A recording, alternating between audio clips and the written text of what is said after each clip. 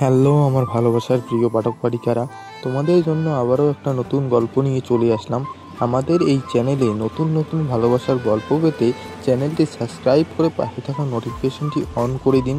আর হ্যাঁ, like comment share করতে একদমই ভুলবেন না। আসসালামু আলাইকুম। এই গল্পে হয়তো কিছু অশ্লীল কথা থাকতে পারে, তাই দয়া করে কেউ খারাপ ভাবে নেবেন না। চাকরিতে ঢুকেছি আজ প্রায় 9 মাস 17 দিন হলো। এর মধ্যেই আব্বা আর মা আমাকে বিয়ে দেবে বলে উঠে পড়ে লেগেছে। আমি তাদের এত করে বলতেছি চাকরিতে সবেমাত্র ঢুকলাম, এর মাঝে আবার বিয়ে করা কেন লাগবে? তাদের কথা, এ বাড়িতে বউ লাগবে আর আমাকে তারা বিয়ে দেবে। তো আমি আজ সকালে অফিস যাওয়ার জন্য রেডি হয়ে নিচে এসে ডাইনিং টেবিলে সবার সাথে খেতে বসলাম। কিন্তু অবাক করার বিষয় হচ্ছে কেউ আমাকে খাবার তুলে দিচ্ছে না। মা, কি হলো, খাবার তুলে দাও। ভাবি, তুমি দাও না, আমার অফিসে দেরি হয়ে যাচ্ছে। আমি কি তোর ঘরের বউ নাকি যে তোকে খাবার তুলে খাইয়ে দেব?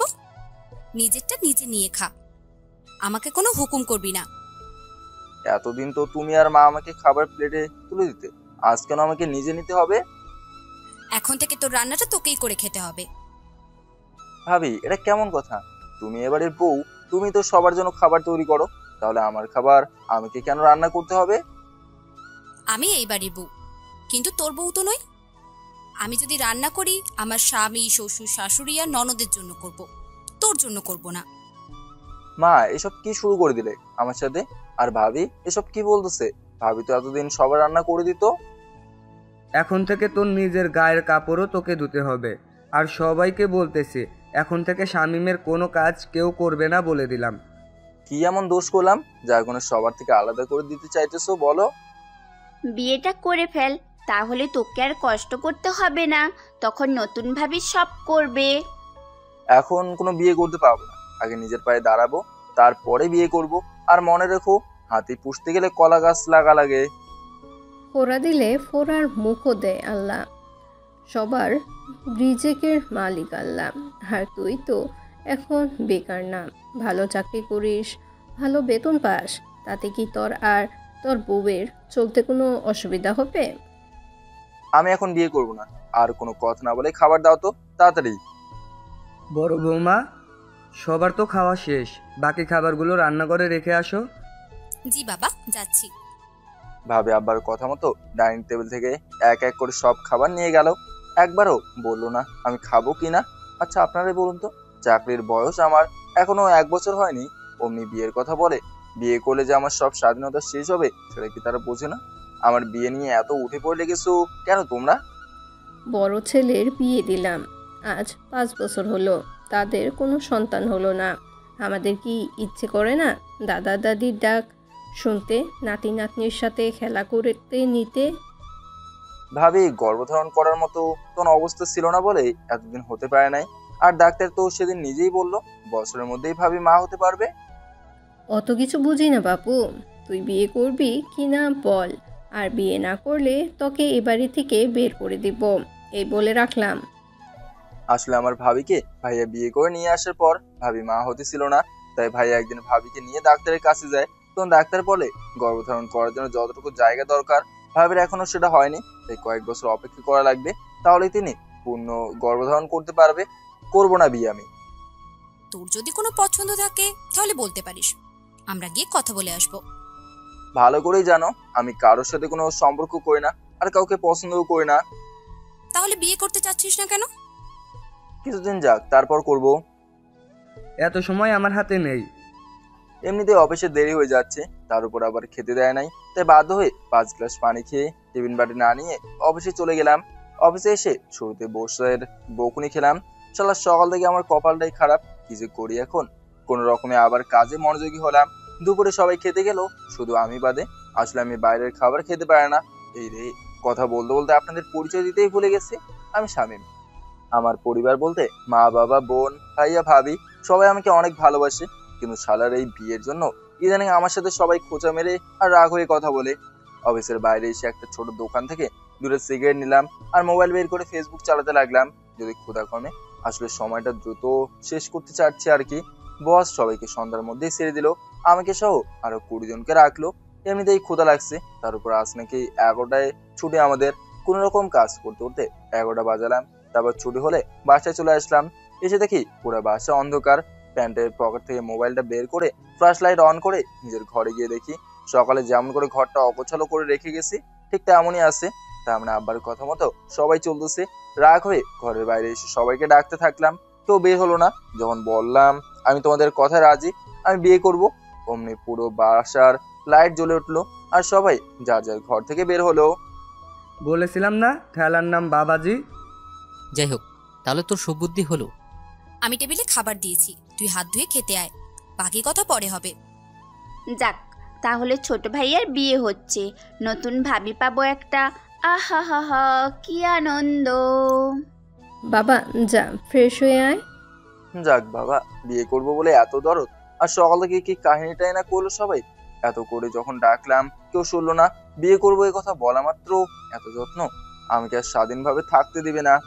দীপ্তিমা যা তো, ওর ছোট ভাইয়ার রুমটা ঠিক করে দে আর সব ময়লা পোশাক ধুয়ে দে। আব্বার বলা শেষ হয়নি আর তৃপ্তি দৌড়ে আমার রুমে চলে গেল। কি আর করার, নিজের কাজ যেহেতু নিজেই করতে পারি না, আবার কেউ যেহেতু করে দেবে না, সেহেতু বিয়ে তো করাই লাগবে। কি বলেন আপনারা? ফ্রেশ হয়ে নিচে এসে দেখি আমার জন্য খাবার সাজিয়ে রেখেছি। আমি কাউকে কোনো না বলে যখন খাবার মুখে দেবো তখন বাবা, কোনো না বলেই যে খাবার মুখে দিতেছ। কি বললাম আমি? ও মা, সে কি ছেলে দেখি আমার বিয়ে করার কথা ভুলে গেল। রাজি আছি আমি বিয়ে করতে, তোমরা মেয়ে দেখো। আমরা অনেক আগেই মেয়ে দেখে রেখেছি। ওরে বাবা, বলে এরা আবার কবে মেয়ে দেখলো? তার মানে আমার সুখ নষ্ট করার পায়তারি করতেছে এরা। আমি কাঁদো কাঁদো ভাবে সবার দিকে একবার করে তাকালাম, যদি কারো দয়া হয় আমার উপর, কিন্তু না, কারো দয়া হলো না। আমার বন্ধুর একমাত্র ছোট্ট বোন দেখতেও মাশাল্লাহ, আর বড় কথা হলো মেয়েটা পরহেজগারি, তোর সাথে খুব মানাবে। আমার কথা বিশ্বাস না হলে মা আব্বাকে জিজ্ঞাসা করে দেখ। আমি তখন তাদের দিকে তাকালাম। অয়ন যা বলতাছে একদম ঠিক বলেছে, মেয়েটাকে আমাদের সবার ভালো লেগেছে, অনেক ভালো একটা মেয়ে। আর হাতে সব কাজ জানে, বাংলা জানে এবং আরবিও জানে, 5 ওয়াক্ত নামাজও পড়ে আর বেশি বেশি নফল রোজাও করে। ভাইয়া, ছোট ভাবি কিন্তু সেই দেখতে, আর তোর মনের মতো। এই এখনো ভাবি হয়নি। হয়নি, তবে এখন তো হবে। ঠিক আছে, তোমাদের সবার যেহেতু পছন্দ, শুধু আমার কোনো আপত্তি নাই। আলহামদুলিল্লাহ। কালকে তাহলে আমাদের সাথে মেয়ে দেখতে যাচ্ছিস? কালকে তো অফিস আছে আমার। এতদিন থেকে চাকরি করিস, একদিনও কি ছুটি নিয়েছিস? শুধু কাজ আর কাজ। তোর বসকে ফোন দে, আমি কথা বলে ছুটি নেই। তারপর মা আমার কাছ থেকে ফোন নিয়ে দিনে একটু দূরে গিয়ে বসকে কি যেন বললো, সাথে সাথে বস ছুটি দিল। বুঝলাম এরকম রাগী আর খারাপ বস কেমন করে ছুটি দিল। খাওয়া শেষ করে নিজের ঘরে গিয়ে দেখি অনেক সুন্দর করে গুছিয়েছে তৃপ্তি। আর কোনো না ভেবে দিলাম এক ঘুম। পরদিন সকাল 10টায় বাসা থেকে বের হলাম মেয়ে দেখার উদ্দেশ্যে। প্রায় ঘন্টাখানিক যাওয়ার পর মেয়ের বাড়িতে চলে আসলাম। এসে দেখি সবকিছু রেডি করে রেখেছে, তার মানে এরা জানে আমি আসবো। হায় রে কপাল আমার। আমরা বাসায় আসার পর সবার জন্য ঠান্ডা শরবত আর নাস্তা নিয়ে আসলো। আমি শুধু শরবত খেলাম, কারণ আমার গলা শুকিয়ে গেছে। এই প্রথম কোনো মেয়ে দেখতে আসলাম নিজের জন্য, তো তাই। কিছুক্ষণ পর মেয়েকে নিয়ে আসা হলো, কিন্তু এ কি, মেয়েটা দেখি বোরকা পরে এসেছে। হায় আল্লাহ, এ কোন কালা কাউয়ের সাথে আমার বিয়ে ঠিক করলো। মেয়েটা এসেই সবাইকে উদ্দেশ্য করে সালাম দিল, আর সবাই সালামের জবাব দিল। মেয়েটার কণ্ঠ দেখি হেব্বি সুন্দর। তারপর মেয়েটা আমার মায়ের কাছে এনে বসালো ভাবি। কিছুক্ষণ পর তৃপ্তি বলল, আব্বা, আঙ্কেল, আমার মনে হয় কি ভাইয়া আর ভাবিকে আলাদাভাবে কথা বলতে দেওয়া দরকার। ঠিক বলেছো মা। ভাইয়া, ওর বন্ধু, ভাবি আর মেয়েটা ভাবি আমাদেরকে জোর করে একটা ঘরে পাঠালো। ঘরে ঢুকে দেখি দেওয়ালে আয়াতুল কুরসি, কোরআনের আরো আয়াত, এক কথায় পুরো ঘর ইসলামিক জিনিস। এক পাশে অনেকগুলো হাদিসের বই, কোরআন শরীফ, রেলার উপর পাশে তসবিহ আর জায়নামাজ। এটা কি আপনার ঘর? আপনার কি পছন্দ হয়নি? না হওয়ার কি আছে, বর্তমানে এমন মেয়ে আর তার এরকম ঘর পাওয়া বিশাল ভাগ্যের ব্যাপার। আমার নাম তো মনে হয় জানেন। সত্যি বলতে জানি না। আমার নাম সুপ্রিয়া, আর আমি এবার অনার্স ফাইনাল বর্ষের ছাত্রী, বাংলা নিয়ে পড়তেছি। আর আপনার নাম তো শামীম, আর আপনি আমার ভাইয়ের বন্ধুর ভাই, আর একটা বেসরকারি কোম্পানিতে চাকরি করেন। এত কিছু জানলেন কেমন করে? অনেক আগে থেকে আপনার সাথে আমার বিয়ের কথা চলতেছে, আর এর আগে আরও 3বার আপনার বাবা মা এসেছিল। আর শেষবার যখন আসে তখন আমাকে আপনার বদলে আপনার মা আমাকে আংটি পরিয়ে যায়। এত কিছু হয়ে গেছে আর আমি জানি না? কেন, আপনি জানেন না? সত্যি বলতে কিছুই জানি না। ও একটা কথা জিজ্ঞেস করতে পারি? জি বলুন, কি কথা? আপনি কি কারোর সাথে বর্তমানে সম্পর্কে আছেন? নাউজুবিল্লাহ, এইরকম কাজ আমি আর জীবনেও করি না। আর আমার নারীত্ব আমার স্বামীর জন্যই রেখেছি। আমি সুপ্রিয়ার কথা শুনে মনে মনে অনেক খুশি হলাম। যাই হোক, আমার মতো সেও কারোর সাথে প্রেম ভালোবাসা করে নাই। আপনাকে কি দেখতে পারি? না, কেন? আমাকে একমাত্র আমার স্বামী ছাড়া কেউ দেখতে পারবে না। আমার সাথে তো আপনার বিয়ে হচ্ছে। বিয়ে হবে, বিয়ে তো আর হয়নি, এখনো তো হতে পারে। কোনো কারণে বিয়ে হলো না, তখন আমার পাপের ভাগ কে নিবে? সুপ্রিয়ার কথায় চুপটি আছে, তাই আর তাকে দেখার জন্য জোর করলাম না। আমাকে কি আপনার পছন্দ হয়েছে? মানুষ হয়ে মানুষকে কেন পছন্দ হবে না? আর যেখানে আমার পরিবার আমার ভালোর জন্য ভালো কাউকে পছন্দ করেছে, সেখানে আমি অপছন্দ করার কি? আমি এই মেয়ের সাথে এখন কোনো কথা দিয়ে পারবো না। যা বলার বা করার বিয়ের পর করব। কি বলেন আপনারা? সেখান থেকে দুজনে নিচে চলে আসলাম। এসে শুনি আর 3 দিন পর আমার বিয়ে সুপ্রিয়ার সাথে। তাই ভাবি জোর করে আমার মুখে মিষ্টি ঢুকে দিয়ে কংগ্রেস জানালো। 3 দিন পর সব নিয়ম রীতি অনুযায়ী আমার বিয়ে হয়ে গেল। বউকে শ্বশুর বাড়ি থেকে আনার সময় সে কি কান্না! তার ভাই ভাবি, বাবা মা, চাচাতো, মামাতো, ফুপাতো ভাই বোনকে নিয়ে সে কি কান্না! বউ আমার সেদিনও তার মুখ ঢেকে রেখেছে, কেউ দেখতে পায় নাই। আমার বউয়ের কথা আমার রূপ আমার স্বামী দেখার জন্য কেউ কেন দেখবে? তাই তো তেমন বিয়ের শপিংও করে নাই। আমার বাসাতে নিয়ে আসার পর ভাবি আর তৃপ্তি আমার বউকে আমার রুমে নিয়ে গেল। আমি আমার অফিস কলিগ আর আমার বোনদের সাথে বাসার ছাদে গেলাম। ওরা তো এক একজন কত কি বলতেছে। বিড়াল কিন্তু সেইভাবে মারতে হবে, 1 বছরের মধ্যে যেন চাচা ডাক শুনতে পায়। আজ সারা রাত ঘুমাবি না, শুধু বউকে আদর করবি, সে তোকে আদর করবে। ওদের থেকে বিদায় নিয়ে আমি বাসর ঘরে ঢুকলাম। আসসালামু আলাইকুম। ওয়ালাইকুম আসসালাম। এই যে দুধের গ্লাসটা ধরুন, আর আপনি অর্ধেক খেয়ে বাকি অর্ধেকটুকু আমাকে দিন। বউয়ের কথা মতো তাই করলাম। আমি অর্ধেক খাওয়ার পর সে খেলো। যান, অজু করে আসুন, আল্লাহর কাছে শুকরিয়া আদায়ের জন্য 2 রাকাত নফল নামাজ আদায় করি। আমি বাথরুমে গিয়ে উজু করে এসে দেখি বউ দূরে জায়নামাজ বিছিয়েছে, কিন্তু আমার ঘরে তো কোনো জায়নামাজ নাই। তার মানে সে তার বাবার বাড়ি থেকে নিয়ে এসেছে। আমি নামাজ পড়ি, তবে আমার জায়নামাজ নাই। আসলে সবসময় মসজিদে নামাজ পড়ি আমি। তারপর দুইজন আল্লাহর কাছে শুকরিয়া আদায়ের জন্য 2 রাকাত নফল নামাজ আদায় করলাম। তারপর বউ বিছানায় গিয়ে তার মেকআপ খুললো। আমি কাকে দেখতেছি? এ দেখে আসমানের হুর পড়ি। আল্লাহ এত সুন্দর করে কাউকে সৃষ্টি করেছে যার মাঝে কোনো খুঁত রাখে নাই। মাশাআল্লাহ। একটা কথা বলবো, রাখবেন? যাই বলবে তাই রাখবো। আমাকে আজকের রাতটা সময় দিবেন, যা করার কালকে করিয়েন। শুনে মনটা খারাপ হলেও তাকে আর আমি জোর করলাম না। হতে পারে আমাকে চিনতে চায়, যেহেতু দুইজন দুই প্রান্তের মানুষ। আবার এমনও হতে পারে সে আজ খুব ক্লান্ত। আপনার যদি ইচ্ছে জাগে তাহলে আপনি করতে পারেন, কোনো বাধা দিব না। কারণ ইসলামে বলা আছে, স্বামী যদি তার স্ত্রীকে কাছে পেতে চায়, স্ত্রী যদি রান্নার কাজেও ব্যস্ত থাকে, তাহলে সে কাজ ফেলে স্বামীকে খুশি করতে হবে। সত্যি বলতে ইচ্ছা জাগলেও আপনার এমন মধুর কথা শুনে আর ইচ্ছে করতেছে না। আর আমি আপনার ব্যাপারটা বুঝতে পেরেছি। শুক্রিয়া, তাহলে শুয়ে পড়ুন। আমি আর সুপ্রিয়া শুয়ে পড়লাম। সুপ্রিয়া আমার দিকে মুখ করে আর আমি তার দিকে মুখ করে ঘুমিয়ে গেলাম। ফজরের আজান পড়লে সুপ্রিয়া আমাকে ডেকে তুলে মসজিদে নামাজ পড়ার জন্য পাঠালো। আমি মসজিদে গিয়ে নামাজ পড়ে বাসে চলে আসলাম। এসে দেখি সুপ্রিয়া ঘরে নাই, তাই তাকে আর না খুঁজে বাসার ছাদে চলে গেলাম। অনেকক্ষণ থাকার পর বাসার ভেতরে চলে আসলাম। এসে দেখি টেবিলে অনেক রকমের নাস্তা সাজিয়ে রাখা আছে। কিছুক্ষণের মধ্যে সবাই ডাইনিং টেবিলে এসে খেতে বসলো। সুপ্রিয়া আমার পাশে বসলো, ভাইয়া ভাবি একসাথে, আব্বা আর তৃপ্তি একসাথে, এবং সবাই নাস্তা দিতেছে। আজকে নাস্তার স্বাদ অন্যরকম লাগতেছে, তাই মাকে জিজ্ঞেস করলাম, মা আজ নাস্তা কি বানিয়েছে? কেন বাবা, নাস্তা বুঝি ভালো হয় নাই? আরে না মা, আজকে নাস্তা কেন যেন অন্য দিনের তুলনায় অন্যরকম লাগতেছে, আর স্বাদও সুন্দর। বুঝি বুঝি, নিজের বউ যে নাস্তা বানিয়েছে তাই এত প্রশংসা করা হচ্ছে। ভাবি আমি তো জানি না কে বানাইছে নাস্তা, তাহলে এমন খোটা মেরে কথা বলো কেন? খাওয়ার সময় কথা বলতে নেই। আজ সবার জন্য নাস্তা বানিয়েছে, আমার মেজো মেয়ে সুপ্রিয়া, বুঝলি? তাই তো বলি, সকাল সকাল সুপ্রিয়াকে কেন রুমে দেখলাম না?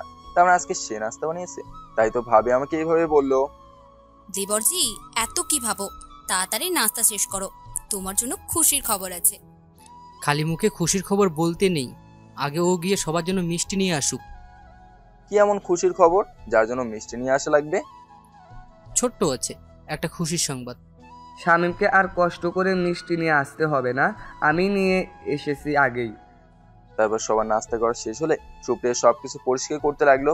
তাকে দেখে মনেই হচ্ছে না তার সাথে গতকালকে আমার বিয়ে হয়েছে। নিজের বাড়িতে একটা মেয়ে যেমন কাজ করে ঠিক সেইভাবেই কাজ করতেছে সুপ্রিয়া।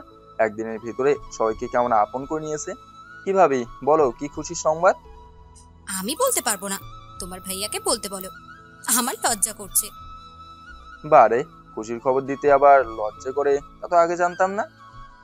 ধ্যাত দেবরজি, তুমি দেখি কিছুই বোঝো না। যা, কি বললাম তার জন্য এত লজ্জা পেলে? ভাইয়া বলো না কি খুশির খবর? কি হলো বড় ভাইয়া, বলো। আরে দাঁড়াও দাঁড়াও, বলতেছি। শামীম, তুই চাচ্চু, তৃপ্তি তুই ফুপি, আর মা আব্বা তোমরা দাদা দাদি হতে যাচ্ছ। ভাইয়ের কথা শুনে সবার মুখে হাসির রেখা ফুটে উঠলো। এক এক করে সবাই ভাবির কাছে গেল। আমিও গেলাম। ধন্যবাদ ভাবি এত সুন্দর একটা খবর দেওয়ার জন্য। তোমার বাড়িতে কি জানিয়েছো? এখনো জানাইনি, পরে জানাবো। এখন থেকে বড় বৌমার ছুটি, সে আজ থেকে কোনো কাজ করবে না। এখন থেকে তৃপ্তি সব কাজ করবে। মা, আমিও তো আছি। আজ থেকে বড় ভাবির সব কাজ আমি করব। মাঝে মাঝে তৃপ্তি আমাকে সাহায্য করলে হবে। তোমার তো পড়াশোনা এখনো বাকি ছোট বউ, কাজ করলে পড়বে কি করে? আমি বুঝি নিজের বাড়িতে কাজ করি নাই পড়াশুনো করার অবস্থায়? ধন্যবাদ ভাবি, আমাকে বাঁচালে। না আম্মাজান, কোনো পাচাপাচি নাই। আমি এখনো সব কাজ করতে পারবো বাবা। অযথা শুধু সুপ্রিয়া আর তৃপ্তিকে বলছেন। কালই এই বাড়িতে সুপ্রিয়া আসলো, শামীম আর ওকে আলাদা সময় কাটানোর সুযোগ তো দেবেন। তা না হলে পরের বছর ওদের কাছ থেকে নাতি নাতনি পাবেন কেমন করে? ভাবির এমন কথা শুনে আমি আর সুপ্রিয়া দুজনের লজ্জায় শেষ। আমি তো দৌড়ে বাইরে বের হয়ে আসলাম আর সুপ্রিয়া ঘরে গেল। এইভাবে সবার সামনে এমন কথা কেউ বলে? আমি তো অন্য কারোর কাছে কিছু বলিনি, আমার বাবা মা ছোট ভাই বোনের সামনে বলেছি। 1000 বছর বেঁচে থাক মা, তোর মতন বউ সবার কপালে জুটে না। তুই আমার আদরের মেয়ে। বিকেল বেলা বাসে গেলাম, গিয়ে দেখি বাসা ফাঁকা, মানে সবাই সবার ঘরে আছে এ সময়। তাই আমিও ঘরে গেলাম, কারণ তো বুঝতেই পারতেছেন কাল থেকে বউটাকে কাছে পেলাম না। যাই, কি বলেন শুনি। ঘরে গিয়ে দেখি বউ আমার ড্রেসিং টেবিলে আয়নায় নিজেকে দেখতেছি আর মাথার চুল চিউনি দিয়ে। বাহ, বউয়ের দেখে অনেক লম্বা চুল। আমার বউকে নিয়ে কেউ আবার খারাপ কিছু ভাবেন না। তাই আমি তার পিছনে গিয়ে দাঁড়ালাম। আমাকে দেখার পরও সুপ্রিয়া উঠতেছে না। অনেকক্ষণ থেকে দাঁড়িয়ে থাকতে দেখে সুপ্রিয়া নিজেই বলা শুরু করলো, আপনার জন্য এত সাজগোজ করেছি আর আপনি কিছুই করতেছেন না। আমি তো মনে করেছি আপনি পিছন থেকে আমাকে জড়িয়ে ধরবেন, তারপর আপনার বুকে আমাকে রাখবেন। বা বউ দেখি রোমান্টিক। আমি তো মনে করেছিলাম বউ আমার এত রোমান্টিক হবেই না। আজ দেখি তার উল্টো। আপনি এত রোমান্টিক হলেন কি করে? যেরকম করে আপনি নিজেকে অন্যের কাছ থেকে লুকিয়ে রাখেন, তাতে তো মনে করেছিলাম আপনি আনরোমান্টিক হবেন। আগে আমাকে আপনি বলা বন্ধ করুন, এখন থেকে তুমি করে বলবেন। আর আমি আপনাকে সম্মান করি, আপনি বলবো। আর শোনেন, পর্দা করি, নামাজ পড়ি, আল্লাহর ইবাদত করি, তাই বলে নিজের স্বামীর সাথে রোমান্টিক হব না তো কার সাথে হব? আর এটা বর্তমান যুগে সবার হাতে হাতে স্মার্টফোন আছে, তাই বলে ভাবিয়েন না আমি মোবাইলে খারাপ কিছু দেখি বা শুনি। সত্যি বলতে স্কুল কলেজ যেতে দেখতাম আমার বান্ধবীদের ওদের বয়ফ্রেন্ডের সাথে প্রেম করতে। তখন মনে মনে স্থির করি প্রেম করলে বিয়ের পর নিজের স্বামীর সাথেই করব। সুযোগ যেহেতু পেয়ে গেছি, রাতে বাসর দিনে করি। আপনার চোখ বন্ধ করুন প্লিজ। স্বামী স্ত্রীর পবিত্র মিলন হয়ে গেল, এটা হালাল। তারপর দুজনে গোসল সেরে নিলাম। সন্ধ্যায় ভাবি আর সুপ্রিয়া দুজনে একসাথে রান্না করলো। রাতে খাবার খাওয়ার পর আমরা নিজেদের ঘরে চলে গেলাম। এই যে শোনেন না, আমাকে কোলে করে আমাদের বিছানায় নিয়ে যাবেন? বউ আমার এত রোমান্টিক, তা আগে জানলে কখন নিয়ে যেতাম। সুপ্রিয়াকে কোলে করে ছাদে নিয়ে গেলাম। দুজনে মল খুলে সেখানে কথা বলতে লাগলাম। তাকে একটা কথা বারবার জিজ্ঞেস করছি, সে কারোর সাথে কখনো প্রেম ভালোবাসা করেছে কিনা। সে শুধু বলেছে সে কখনো প্রেম ভালোবাসা করে নাই, তার ছেলে একটা বেস্ট ফ্রেন্ড আছে। স্বামীর মধ্যে যে কথাগুলো হয় আমরা সেই কথাগুলোই বললাম। তারপর আবারও সুপ্রিয়াকে কোলে করে ঘরে নিয়ে আসলাম। তারপর যা হওয়ার তাই হলো, বুঝলে বুঝপাতা, না বুঝলে তেজপাতা। দেখতে দেখতে 3 দিন চলে গেল। শ্বশুর বাড়ি থেকে বড় শালার নিতে এসেছে, তার সাথে আমরা চলে গেলাম শ্বশুর বাড়িতে। বড় শালার বউ, ছোট শালার বউ, চাচাতো শালার বউ, শালি সবার সাথে এসে খেলে ঘুরে ফিরে প্রায় 7 দিন চলে গেল। শ্বশুর বাড়ি থেকে আসার পর আবার আমার অফিসের ছুটি শেষ হলে নিয়মিত অফিসে আসা যাওয়া করতে লাগলাম। সুপ্রিয়া মাঝে মাঝে তার ভার্সিটিতে যায়, ক্লাস করে, বাসার সব কাজ সে একাই করে, কাউকে কোনো কাজ করতে দেয় না। সুপ্রিয়া আব্বার মার নিয়মিত ওষুধ খাওয়ানোর, ভাবিকে দেখাশোনা, তৃপ্তিকে পাশে বসিয়ে পড়ানো, আমার সেবা যত্ন করা, মোট কথায় একদম পারফেক্ট বউ, যাকে বলে কাউকে কোনো কথা বলতে দেয় না। বউকে মাঝে মাঝে শ্বশুর বাড়ি রেখে আমি আবার নিয়ে আসি। তো এইভাবেই দিন চলতেছে। দেখতে দেখতে আমার বিয়ের আজ 7 মাস চলে গেল। অফিস থেকে বাসায় ফিরে ঘরে বসে ফেসবুক চালাচ্ছি। হঠাৎ একটা অজানা আইডি থেকে 3টা মেসেজ আসলো। প্রথমে দেখতে না চাইলো, পরে মেসেজ দেখি ভিডিও দেওয়া। প্রথমে ভাবলাম হতে পারে ইসলামিক কোনো ভিডিও, তাই অতটা আগ্রহ দেখালাম না। এদিকে সুপ্রিয়া নিচে আবার সবার কাজ করে দিতেছে, তাই ভাবলাম ততক্ষণ এই ভিডিওগুলো দেখি। প্রথম ভিডিওটা 3 মিনিটের। দেখি সুপ্রিয়া তার নিজের ঘরে শুয়ে আছে, একটা ছেলে এসে তার ঠোঁটে ঠোঁট মেলালো। আমি ভিডিওটা দেখে কিছুক্ষণের জন্য পুরো বরফ হয়ে গেলাম। তারপর পুরো ভিডিও দেখি সুপ্রিয়ার কোনো হোলদোল নাই। 3 মিনিটে কমপক্ষে 5 বার কিস করেছে। আমি ভালো করে শিওর হওয়ার জন্য সেই ভিডিওটা বারবার দেখতে থাকলাম। না, এটা তো সুপ্রিয়া। পরে ভিডিও দেখতে থাকি, এখানেও এটা সুপ্রিয়া। তাকে অন্য একটা ছেলে ধরে টানাটানি করতেছে, কিন্তু ছেলেটার মুখ দেখা যাচ্ছে না, শুধু বলতেছে তুমি তো বলেছি আজ আমাকে তোমার সাথে। ভিডিওটা 2 মিনিট 33 সেকেন্ডের। তখন সুপ্রিয়া বলতেছে তাহলে ভিডিও বন্ধ করেন, আপনি আগে আর কান্না করতেছে। পরের ভিডিওটা দেখি সুপ্রিয়ার গোসল করার, তবে তার শরীরে কাপড় ছিল, কিন্তু কাপড় থাকলে কি হবে, তার শরীরের ভাঁজ বোঝা যাচ্ছে। গোসলের শুরু থেকে শেষ পর্যন্ত ভিডিও করা। আমি ভালো করে শিওর হওয়ার জন্য ভিডিওগুলো দেখতে লাগলাম, কারণ মানুষটা এখন নতুন প্রযুক্তির সাথে জড়িত, যদি কেউ শয়তানি করে এইসব করে। কিন্তু না, সবগুলো ভিডিও সুপ্রিয়ার ঘরের আর বাথরুমের। যেহেতু আমি সুপ্রিয়ার বাড়িতে অনেকবার গেছি এবং থেকেছি, সেহেতু চিনতে কোনো অসুবিধা হয় নাই। তবে ভিডিও দেখে মনে হচ্ছে আমার সাথে বিয়ে হওয়ার অনেক আগের এগুলো। আমি সব ভিডিও দেখে নিজেকে আর ঠিক রাখতে পারলাম না। তলে তলে এত কিছু করেছে আর আমি তার কিছুই জানি না। আমাকে এভাবে মিথ্যে কথা বললো সুপ্রিয়া। আমি তো তাকে কোনো মিথ্যে কথা বলি নাই। তাই তো বলি বিয়ের প্রথম দিনে এত সবার সাথে ভাব কেন। আমি এসব ভাবতেছি, তখন সুপ্রিয়া ঘরে ঢুকে তার শাড়ির আঁচল দিয়ে আমার কপালের ঘাম মুছে দিয়ে বলতেছে, এই শীতের মধ্যেও এত ঘামছেন কেন? আপনি কি কোনো বিষয় নিয়ে টেনশনে আছেন? আমি সুপ্রিয়াকে দূরে সরিয়ে দিয়ে নিজে ওর কাছ থেকে দূরে গেলাম।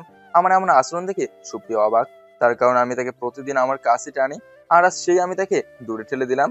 আর এই 7 মাসে তার সাথে কখনো গলা উঁচু করে কথা বলে নাই। আমি কোনো ভুল করেছি আপনার সাথে?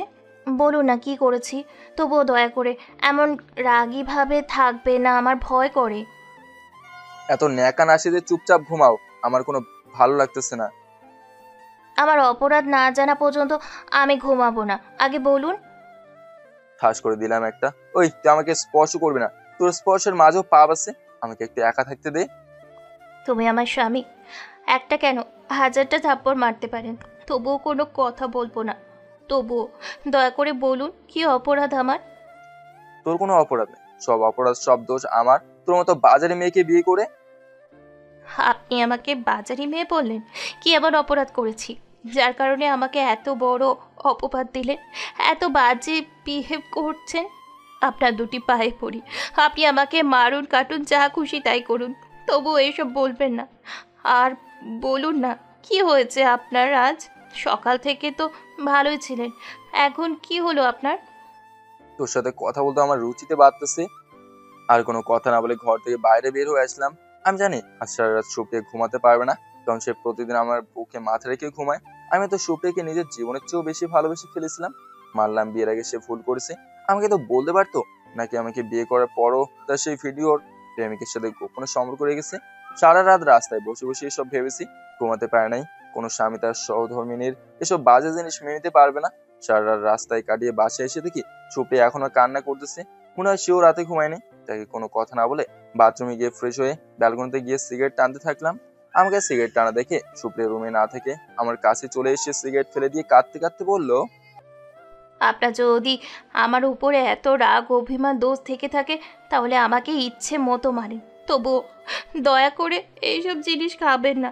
আমি যেমন আপনাকে ইহকালে পেয়েছি তেমনই আপনাকে পরকালেও চাই আমি।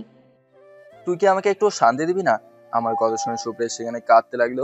সে ভাবতে পারতেছে না তার কি এমন অপরাধ, কি বা সে করছে যার কারণে আমি এসব করতেছি। তোমাকে একটা কথা কালকে থেকে বলতে চাই, কিন্তু বলতে পারলাম না, তাই এখন বলি। প্লিজ ঠান্ডাভাবে শোনো। তোকে আমার সহ্য হচ্ছে না, তুই যা এখান থেকে। আর তোর কোনো কথাই আমার ভালো লাগতেছে না। আমি এখন অফিসে যাবো, সর। তুমি একটু অপেক্ষা করো, আমি তোমার নাস্তা নিয়ে আসতেছি। তোর হাতের কোনো খেতেও মন চাচ্ছে না, সর। সুপ্রিয়াকে ধাক্কা দিয়ে সরিয়ে রুমে এসে অফিসের জন্য রেডি হয়ে অফিসে চলে গেলাম। আজ 2 দিন থেকে ওর সাথে কোনো কথা ঠিকভাবে বলি না।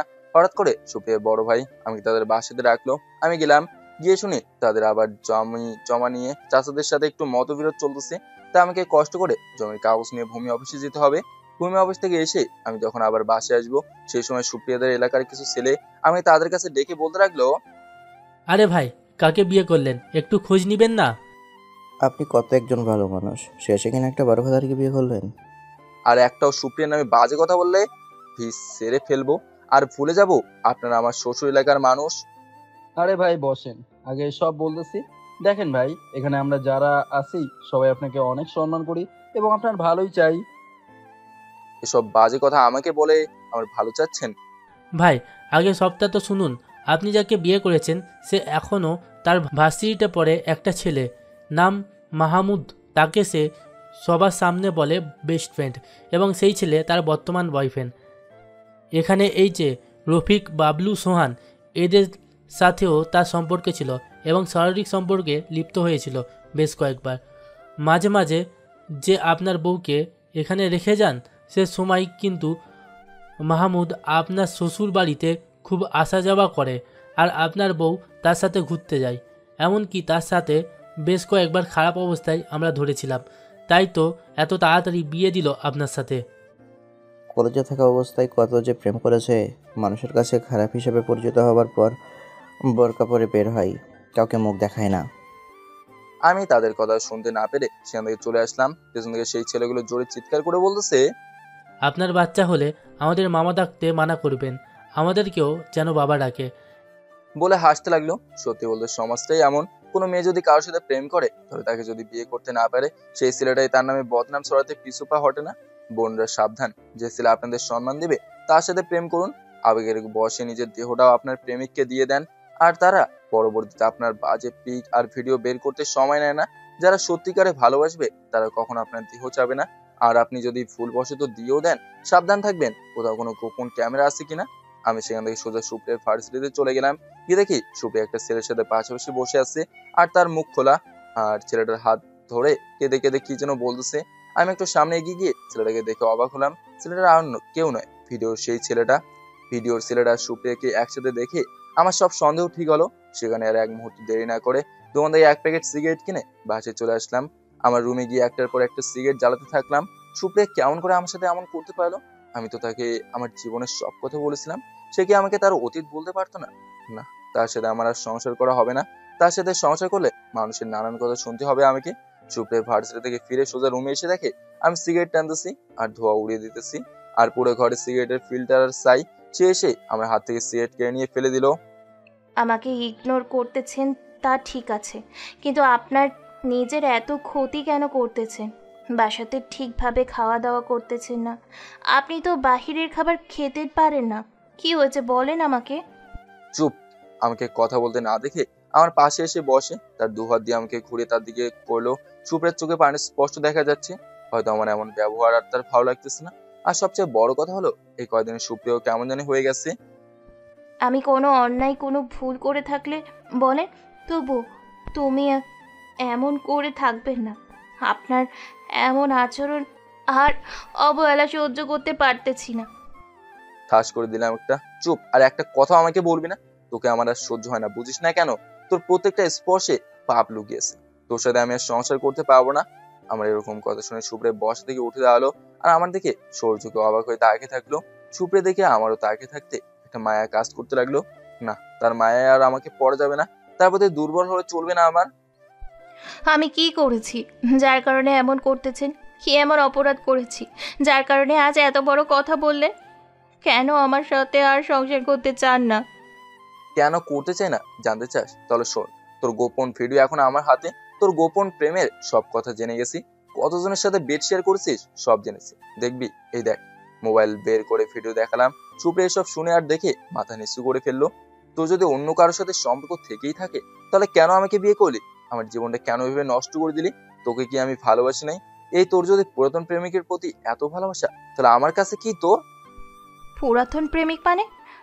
কেন, তোর ভার্সিটির যে ছেলেটার সাথে পাশাপাশি বসেছিলি, যার হাত ধরে কেঁদে কেঁদে কি যেন বলতেছিলি, নিশ্চয়ই তাকে নিয়ে পালিয়ে যাওয়ার কথা বলছিস। আমাকে আপনি ভুল ভাবতেছেন। আমি তোর আর কিছুই বলা লাগবে না, আমি বলবো আর তুই শুনবি।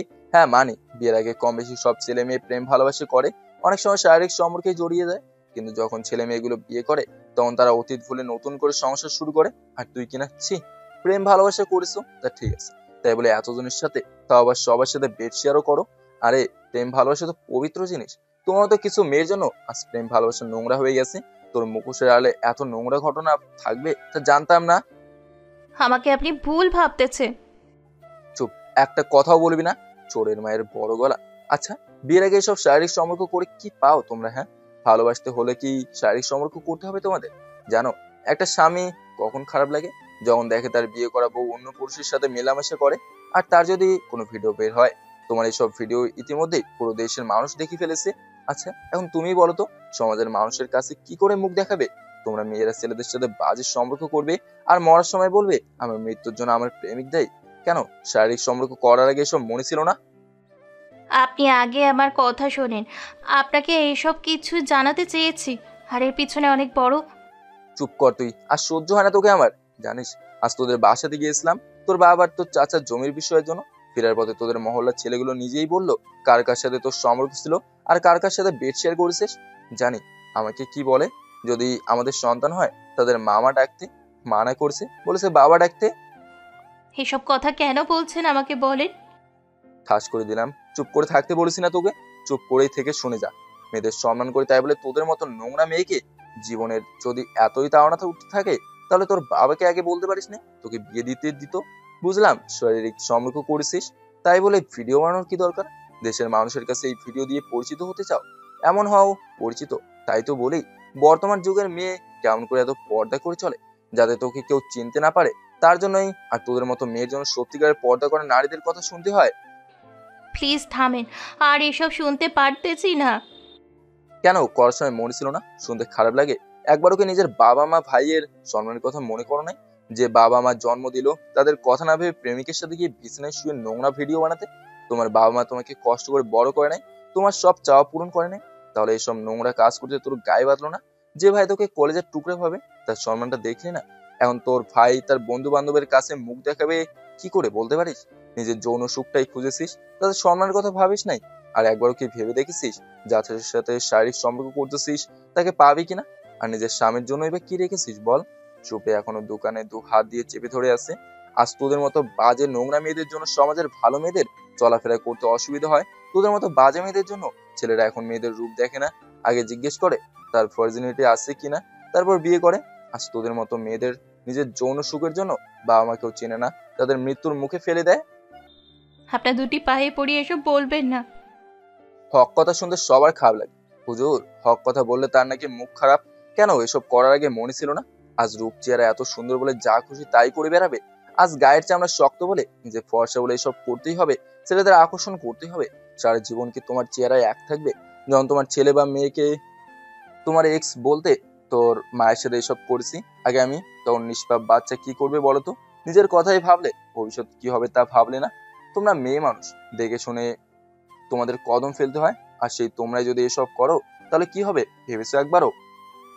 আমার কোনো কথা না শুনেই নিজের মতো করে বলে যাচ্ছেন। তোর আর কি বা বলার আছে বলতো? দেখ, তুই মেয়ে মানুষ, তোর সামান্য কোনো খুঁত পেলে তোর বিয়ে দিতেও সমস্যা হবে। আর একটা ছেলে হাজারটা দোষ করলো, তার কোনো সমস্যা নাই, বুঝিস না? এখন তোকে সব বলা আমার ফাও, কোনো কাজেই দেবে না।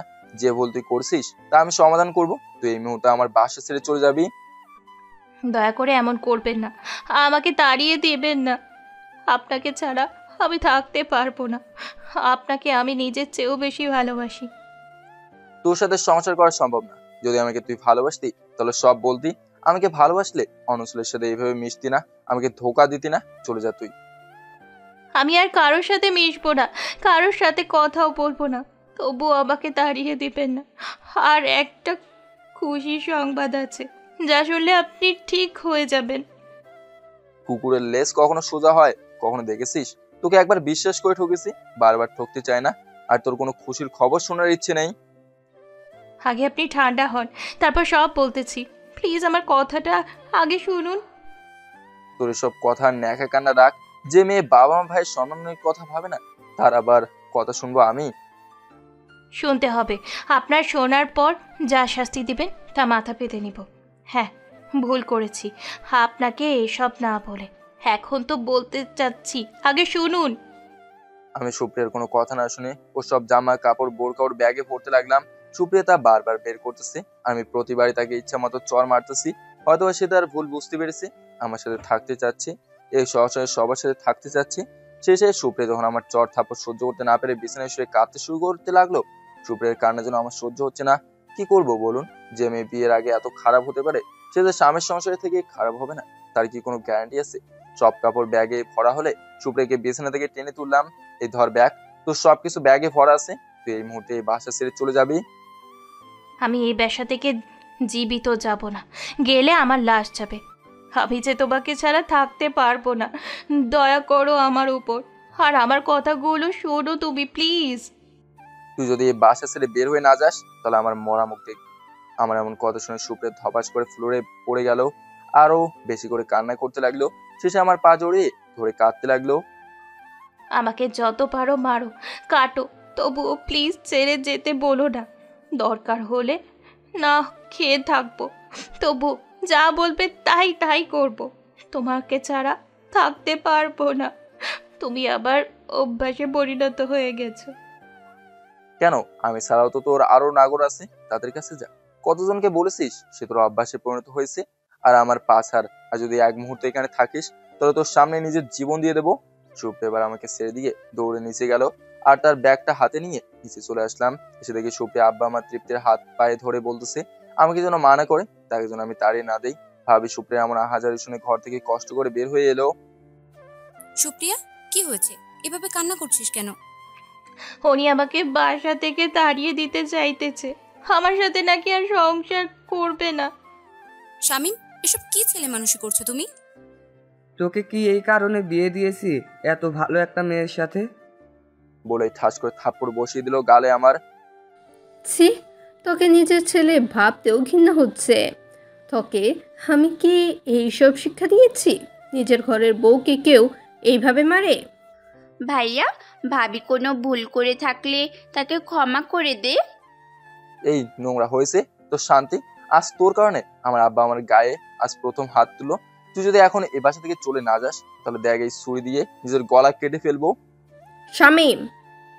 মা, আব্বা, ছেলে চাও না ছেলের বউ চাও? যদি বউ চাও আমাকে হারাতে হবে, আর আমাকে চাইলে ওকে বাসা থেকে চলে যেতে হবে। আব্বা আর মা এবার সুপ্রিয়ার কাছে এগিয়ে গেল। মা রে, আমাকে মাফ করে দিস, তোর জীবনটা আমার ছেলের জন্য নষ্ট হয়ে গেল।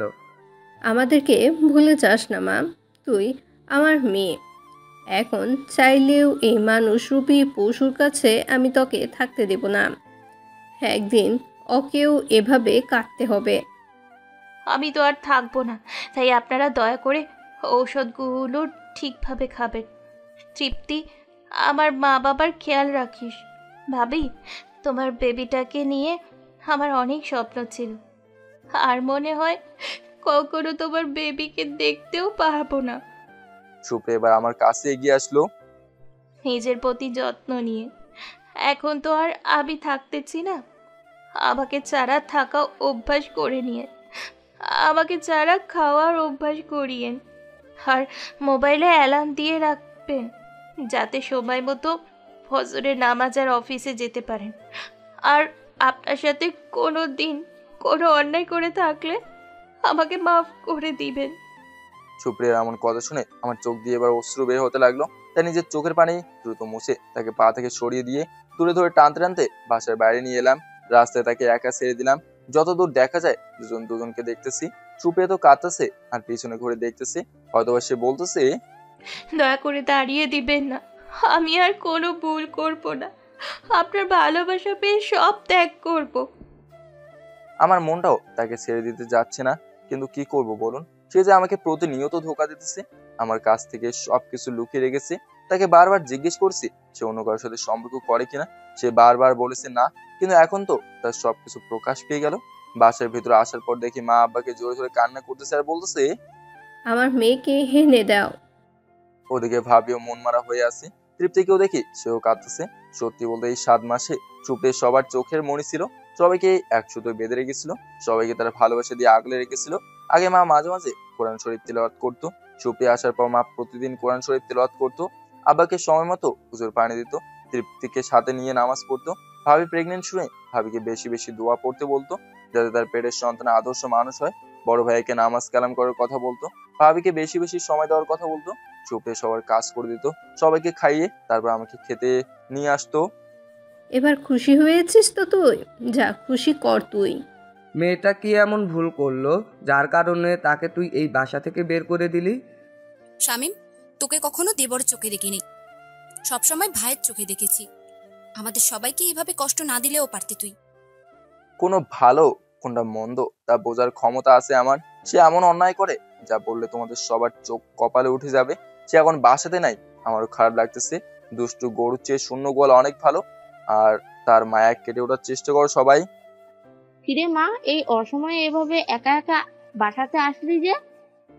আমি কি আমার বাবার বাড়িতে আসতে পারবো না মা? দেখো মেয়ের কথা, কেন আসবি না? 5টা না 10টা না, একটা মাত্র মেয়ে তুই আমাদের, তুই আসবি না তো কে আসবে শুনি? তা আমার জামাই বাবাজি কি বাসার বাইরে নাকি? আমাকে নামিয়ে দিয়ে চলে গেছে। আসলে ওর কি নাকি কাজ আছে, তাই থাকলো না, পরে আসবে সে। তা আজ হঠাৎ এই ব্যাগ নিয়ে আসলি যে? আসলে মা, ওর নাকি অন্য কোথাও পোস্টিং হয়েছে, তাই এখন থেকে এখানে থাকতে হবে। আর তুমি নানি হতে যাচ্ছ, তাই সে রিস্ক নিতে চায় না। সত্যি আমি নানি হব? তোর যতদিন ইচ্ছা এখানে থাকতে পারিস, আমাদের কোনো সমস্যা নাই। তখন সুপ্রিয়ার মা সবাইকে ডেকে বলে সুপ্রিয়া মা হতে চলেছে, বাসার সবাইকে জানালো। এই কথা শুনে সুপ্রিয়ার বাবার বাড়ির সবাই খুশি হলো। নিজের ঘরে গিয়ে সুপ্রিয়া মনে মনে বলতেছে, এই খুশির খবরটা আপনাকে প্রথম জানাতে চেয়েছিলাম আমি। হয়তোবা এটা শোনার পর আমাকেও বাসা থেকে তাড়িয়ে দিতেন না। আপনি কি সত্যি আমাকে ছাড়া থাকতে পারবেন? আমাকে কি একটা সুযোগ দেওয়া যেত না কথাগুলো বলার? দেখতে দেখতে 4 মাস চলে যায়। বাবার বাড়ি এসেছে সুপ্রিয়া। আগে প্রতিদিন শামীমকে ফোন দিত সুপ্রিয়া। যেদিন শামীম বলেছে তাকে ফোন দিলে বা তার সাথে দেখা করলে তার মরা মুখ দেখবে, সেদিন থেকে আর কোনো ফোন দেয় না সুপ্রিয়া। ভাবের একটা ফুটফুটে মেয়ে হয়েছে, দেখতে পুরো পুতুলের মতো। আজ 1 মাস হলো। আগে সুপ্রিয়ার জন্য সবার মন খারাপ থাকলেও এখন সবাই এই বাচ্চাটাকে পেয়ে অনেক খুশি। আমি আর আগের মতো নাই, আগের মতো আমি ঠিকভাবে ঘুমাতেও পারি না। রাত যত বাড়ে তত বেশি সুপ্রিয়ার কথা মনে পড়ে। আমি এখন সবার আলায় নেশা করি ওই বেইমানটাকে ভুলে থাকার জন্য, কাউকে বুঝতে দিই না আমি অনেক কষ্টে আছি। সুপ্রিয়ার জন্য এখনো প্রতি রাতে কাঁদি আমি। সত্যি বলতে সেও আমার অভ্যাসে পরিণত হয়ে গেছে, তাকে ছাড়া চলা আমার পক্ষে অসম্ভব। তাই তো তাকে ভুলে থাকার জন্য নেশার জগতে পা দিয়েছি। এখন আমি নেশা করে অনেক রাত করে বাসায় আসি। আব্বা আর মা অনেকবার জিজ্ঞাসা করছে কেন অত রাতে বাসায় ফিরি। আমি তাদের শুধু বলে অফিসে কাজের চাপ। আমার বাসাতে সবাই খুশি থাকলেও আমি সুখী না। ভাইয়ার মেয়েটার নাম রেখেছে প্রান্তি, তাকে নিয়ে এখন সবার সময় কাটে। সুপ্রিয়া যদি 12 হতো তাহলে আজ সেও মা হওয়ার জন্য প্রস্তুত থাকতো। জীবনের প্রথম কোনো মেয়েকে ভালোবেসেছি, সেটা আবার সুপ্রিয়াকে। একদিন বিকেলবেলা শহরের রাস্তা দিয়ে হেঁটে এক জায়গায় যাচ্ছি, হঠাৎ দেখি তৃপ্তি আর একটা ছেলে একটা আবাসিক হোটেলে ঢুকতেছে। ওদেরকে দেখে তো আমার মাথায় রক্ত টকবক করতে লাগলো। আমি খুব দ্রুত গেলাম, দেখি ওরা হোটেল ম্যানেজারের সাথে কথা বলতেছে আর নিজেদের পরিচয় দিতেছে ওরা নাকি স্বামী স্ত্রী। আমি ওদের কাছে যেতেই ওরা দুজনেই ভয়ে চুপসে গেল। আমি সেখানে ওদের কোনো না বলে দুজনে হাত টেনে ধরে বাইরে নিয়ে এসে তৃপ্তির গায়ে ঠাস ঠাস করে দুটো থাপড় দিলাম। সেখান থেকে ওদের দুজনকে একটা নির্জন জায়গায় নিয়ে আসলাম। তা তৃপ্তি, কবে বিয়ে করলি তুই? ভাইয়া সরি, আসলে আসলে কি? ভাইয়া ভুল করে ফেলেছি, মাফ করে দাও না প্লিজ। এই ছেলে, তোর নাম কি? আমার নাম সিফাত। তোমার বাসা কোথায়? এখান থেকে 10 টাকা ভাড়া। তৃপ্তি, তোর বয়স যেন কত আর কিসের জন্য পড়িস? ক্লাস 10-এ পড়ি আর বয়স 15+ হয়েছে। এই বয়সে এত পেকে গেছিস? আচ্ছা ধর শিবাতের সাথে তোর আজ কোনো একটা হয়ে যেত, পরে কি শিবাত তোকে বিয়ে করতো? আর শিবাতকে দেখেও তো মনে হচ্ছে ওরও বয়স তোর মতো। ভাইয়া, আমরা দুজন দুজনকে ভালোবাসি আর দুজনই কসম করেছি বিয়ে করলে একে অপরকে করব। বাহ, খুব সুন্দর। এই জন্য তোমার বাবা মা তোমাকে পড়াশোনা করে? কি এমন একটা বয়স হয়েছে তোমাদের দুজনের যার কারণে আজ এত দূর পর্যন্ত এসেছো? শিফাত, তোমার বাবা মা কষ্ট করে তোমাকে পড়াশোনা করায়, এসব করার জন্য করাচ্ছে না? ভাইয়া সত্যি আমি তাকে ভালোবাসি। তুমি এখন একটু চুপ করো। আচ্ছা তৃপ্তি, তোরা মনে হয় একসাথেই একই ক্লাসে পড়িস, তাই না? হ্যাঁ ভাইয়া। বুঝলাম দুজন দুজনকে খুব ভালোবাসিস এবং তোদের বিয়ে হলো, কিন্তু এটা কি জানিস সমবয়সী ছেলে মেয়ে বিয়ে করলে ঝামেলা লেগে থাকে। যখন বিয়ে করবি 2-3 বছর চলে যাবে, তখন তোর প্রতি শিবাতের একটুও চাহিদা থাকবে না, কারণ ছেলেদের বয়স বোঝা যায় না। আর একটা মেয়ে যখন মা হয় তখন তার মাঝে বয়সের ছাপ চলে আসে, তখন শিবাত করবে কি অন্য মেয়েদের সাথে মেলামেশা করবে। আর তুই তা সহ্য করতে না পেরে বাধা দিবি, আর সে তোর গায়ে হাত তুলবে, সংসারে অশান্তি লেগে থাকবে।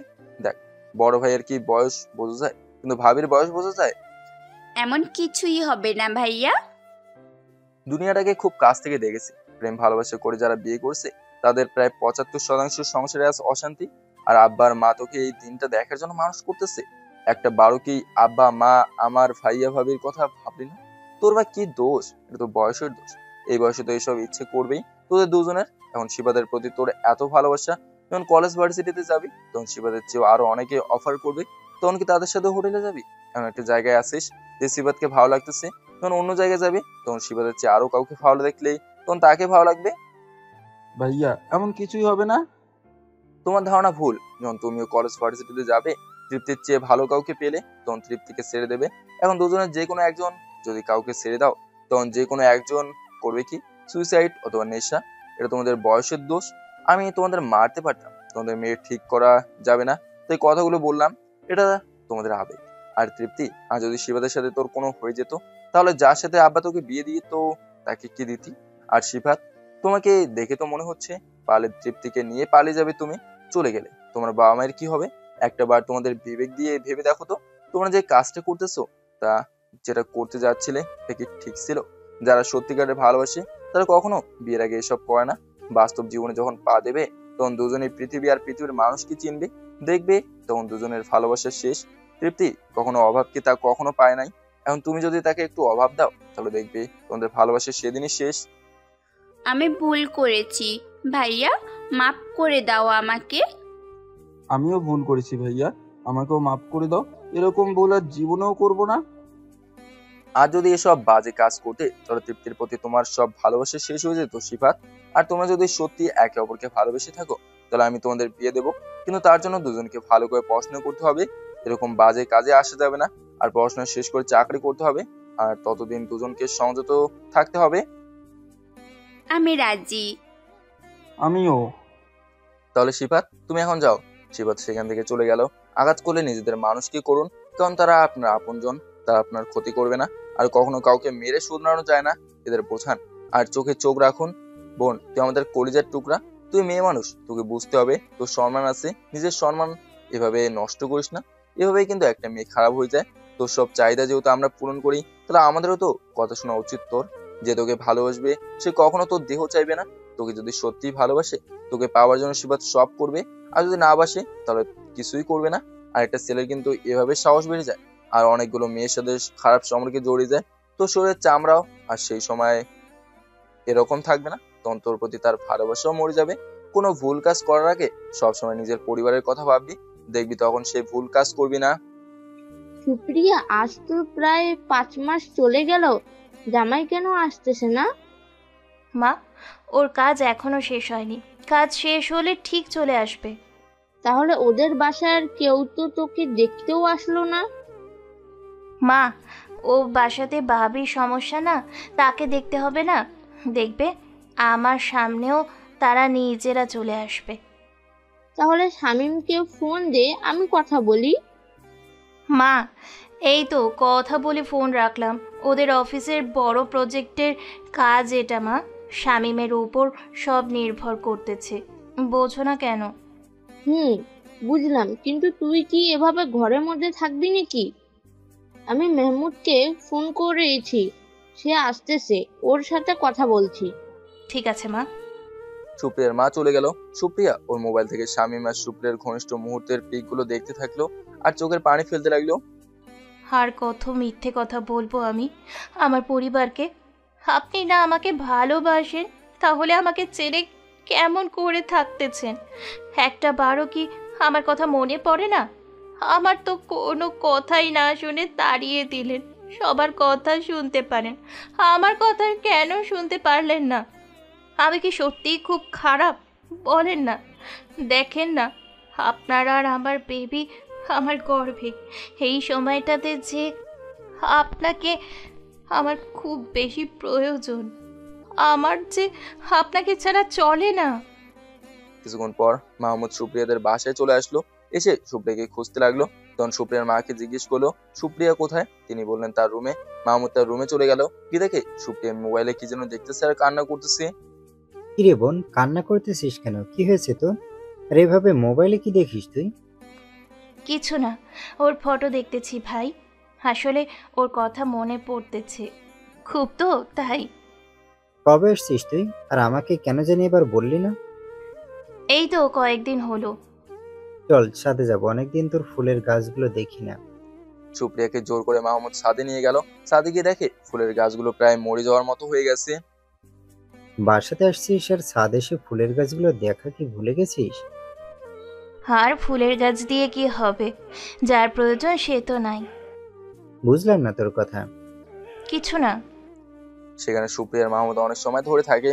তারা সেখানে অনেক কথা বলে। সুপ্রিয়া অনেকদিন পর এত সুন্দর সময় কাটালো।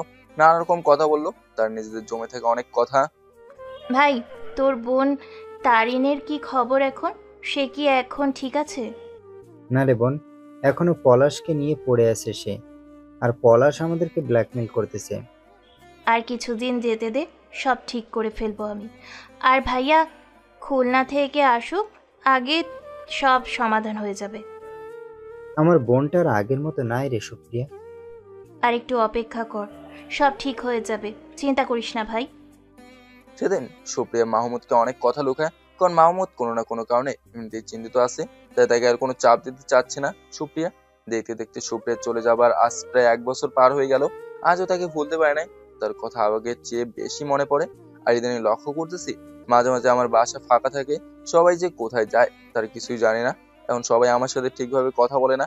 বিশেষ করে ভাইয়া আমার উপর অনেক চেপে আছে, জানি না কেন কি কারণে। তো একদিন অফিস থেকে বাসায় ফিরতেছিলাম, তখন দেখতে পেলাম আমার বাসার সামনে একটা ছেলে মেয়ে কি যেন বলতেছে। তাই একটু সামনে গিয়ে শুনতে থাকলাম। প্লিজ তুমি আমার পিকগুলো ডিলিট করে দাও, পরের সপ্তাহে আমার বিয়ে। এতদিন কি তোমার সাথে এই জন্য প্রেম করেছি সোনা? আমার সত্ত্বে রাজি থাকলে পিক সব ডিলিট করে দিব। আমাকে তুমি তো কখনো ভালোবাসো নাই। বিয়ের কথা বললাম তখনও বললে তুমি অন্য কারোর সাথে নতুন সম্পর্কে জড়িয়েছো। তাহলে আজ কেন আমার সাথে এমন করতেছো? তোমার কাছ থেকে শুধু 1 ঘন্টা চাই। এই 1 ঘন্টা দুজনেই আলাদাভাবে কাটাবো, তাহলে আর কোনো সমস্যা নাই। আর আমার কথায় রাজি না থাকলে তোমার নগ্ন শরীরের সব পিক দুনিয়া দেখবে। তোমার দুটি পায়ে পড়ি, এমন কাজ করো না। আমার পরের সপ্তাহে বিয়ে, আর আমি কখনো এসব বাজে কাজ করি নাই কারো সাথে। তুমি তো আর আমাকে বিয়ে করবে না, তাহলে কেমন করে এসব নোংরা কাজ করব আমি বলো? এখনও 1 সপ্তাহ অনেক সময়, তার মধ্যে থেকে আমাকে 1 ঘন্টা সময় দাও, তাহলে সব পিক ডিলিট করে দিব। কথা দিচ্ছি এসব কেউ জানবে না। আমি শুধু তোমার সুবাস নিতে চাই সোনা। মরে গেলেও তোমার এসব কুপ্রস্তাবে আমি রাজি হব না। তাহলে সব পিক নেটে ছেড়ে দিই, সারা দুনিয়া তোমাকে দেখুক বেবি। তোমার পায়ে পড়ি, দয়া করে এমন কাজ করো না। কত টাকা চাও? সব দিব, তবুও এমন কাজ করো না। আমার টাকার অভাব নাই, টাকার অভাব আমার নাই। আমার শুধু নারীর দেহ চাই, তাও আবার তোমার মতো কচি দেহ, বুঝলে সোনা? আমি এবার সব বুঝতে পেরে ওদের দুজনের কাছে গেলাম। আমাকে ওখানে আসতে দেখে মেয়েটা বেশি ভয় পেয়ে গেল। হয়তো ভেবেছে ছেলেটার সঙ্গে আমি। কি হয়েছে বোন এখানে? তুই কে রে? এখানে আমাদের মাঝে কেন এসছিস? আপনার সাথে পরে কথা বলি, বোন বলেন। মেয়েটার ভয় এবার কেটে গেল। সে বলতে থাকলো, ভাইয়া, ওর সাথে আমার 2 বছরের প্রেমের সম্পর্ক। ওকে নিজের চেয়েও বেশি ভালোবেসেছি আমি। তাই ওকে অন্ধের মতো বিশ্বাস করে আমার গোসলখানার ভিতরের নগ্ন পিক ওকে দিয়েছি। ও আমাকে বলতো বিয়ে করবে, কিন্তু ও পরে আমাকে বিয়ে করতে অস্বীকার করে। আরও অনেক পরে জানতে পারি ও আসলে অনেক মেয়ের সাথে খারাপ সম্পর্ক। আমার পরিবার থেকে বিয়ে ঠিক করেছে, তাই ওকে ফোন দিয়ে বলি আমাকে বিয়ে করার কথা। ও না করে দেয়। যখন জানতে পারে আমার বিয়ে অন্য কোথাও ঠিক হয়েছে, তখন থেকে ওই পিকগুলো দেখিয়ে আমাকে ব্ল্যাকমেল করতে থাকে। আমার কাছ থেকে আগে 3 লক্ষ টাকা নিয়েছে পিকগুলোর জন্য, আর এখন ভাই পিকগুলো ডিলিট করে দেন। তুই কে রে যে তোর কথাই আমি ওর পিক ডিলিট করে দিব? কোনো কথা না বলে কয়েকটা বসিয়ে দিলাম ছেলেটাকে। এটা আমার এলাকা আর আমাকে তুই তো করে বলিস? একে তো কত বড় অপরাধ করেছিস, আর এখন আমার সাথে বেয়াদবি করিস। দে তোর মোবাইল দে। না দিব না। ছেলেটার সাথে অনেক জোরাজোরি করার পর মোবাইলটা কিনলাম, কিন্তু মোবাইলে পাসওয়ার্ড দেওয়া। ওকে বললাম খুলে দিতে, কিন্তু দিতেছে না। তাই বাধ্য হয়ে আমার এলাকার কিছু ছেলেকে ডাকলাম, আর সাথে সাথে মেয়েটা তার মুখ ঢেকে ফেললো। আমার এলাকার ছেলেগুলোকে বললাম এই মেয়েটাকে সাথে খারাপ ব্যবহার করছে, আর তার খারাপ পিক ওর মোবাইলে আছে, কিন্তু সেটা ডিলিট করতেছে না। আমার বলতে দেরি, সব মারতে দেরি হলো না, তখন ছেলেটা তার পাসওয়ার্ড আমাকে বললো, আর কোথায় পিক রাখছে সব বললো।